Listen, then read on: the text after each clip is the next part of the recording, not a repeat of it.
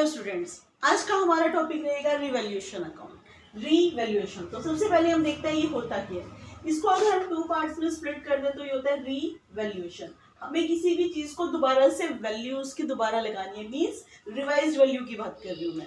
अब वो revised value किस चीज की रहेगी? वो रहेगी असेट्स की एंड लायबिलिटीज की। तो यानी कि असेट्स एंड लायबिलिटीज जो कि हमने हिस्टोरिकल कॉस्ट पे अपनी बुक्स में दिखा रखी है, यानी कि बुक वैल्यू पे, उसको हम रिवाइज करना चाहते हैं। तो रिवाइज करेंगे हम असेट्स और लायबिलिटीज को, दैट इज कॉल्ड रिवैल्यूएशन। तो रिवैल्यूएशन की चीजों को हम जो यहाँ दिखाएंगे that is called revaluation account. तो यहाँ पे हमें जो अमाउंट दिखाना होता है वो बहुत इंपॉर्टेंट होता है। अमाउंट हम यहाँ पे दिखाएंगे ओनली डिफरेंस अमाउंट, मींस जैसे आपकी बिल्डिंग है 40 लाख की और अब उसकी वैल्यू इंक्रीज होके हो गई है 45 लाख, तो आप 40 लाख को भी नहीं दिखाएंगे, आप 45 लाख को भी नहीं दिखाएंगे, आप सिर्फ 5 लाख दिखाएंगे। अब वो कहाँ और कैसे दिखाना है वो मैं आपको अभी बता रही हूँ। हाँ जी, तो रिवैल्यूएशन अकाउंट बनाने के लिए हमें सिर्फ रिवाइज वैल्यू को लेना है, वो भी एसेट्स एंड लायबिलिटीज की। तो अब इसके लिए हमारा सबसे सिंपल मेथड होता है कि हम जब भी कोई अकाउंट बनाते हैं इधर की साइड बाय वर्ड लगा के यूज करते हैं, इधर की साइड हम टू लिखते हैं। तो यहाँ पे हमें सिर्फ डिफरेंस अमाउंट चाहिए, तो इंक्रीज इन असेट्स। अगर असेट्स की वैल्यू में इंक्रीज हो रहा है तो उसे हम क्रेडिट साइड में शो करेंगे एंड वाइस वर्सा। और फिर लायबिलिटीज में क्या होगा? ऑटोमेटिकली जब असेट्स का हम इंक्रीज ले रहे हैं तो लायबिलिटीज का हम क्या लेंगे? डिक्रीज। मींस जब लायबिलिटी कम होगी तो वो हमारी क्रेडिट साइड आएगी।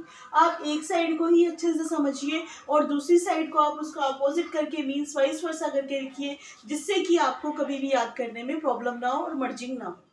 तो यहाँ पे हम लिखेंगे टू इंक्रीज इन लायबिलिटीज और डिक्रीज इन असेट्स। अब ये तो हो गई हमारी सिंपल बात, लेकिन कभी कभी हमारे पास क्या होती है? अनरिकॉर्डेड चीजें भी होती हैं जो हमने बुक में रिकॉर्ड नहीं की हुई लेकिन अब हम करना चाह रहे हैं।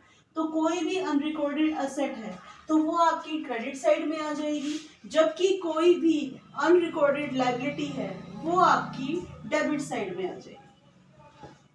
और इस अकाउंट में हमें और कुछ भी नहीं करना होता।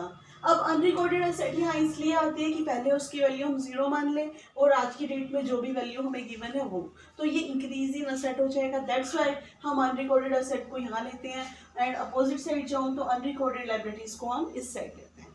अब इसको हम क्लोज कैसे करेंगे? क्लोज करने के लिए हमारे पास मेथड वही है, हम क्रेडिट साइड का टोटल करेंगे, डेबिट का यहाँ तक का टोटल करेंगे एंड जो बैलेंस बचेगा दैट इज हमारा प्रॉफिट होता है वो।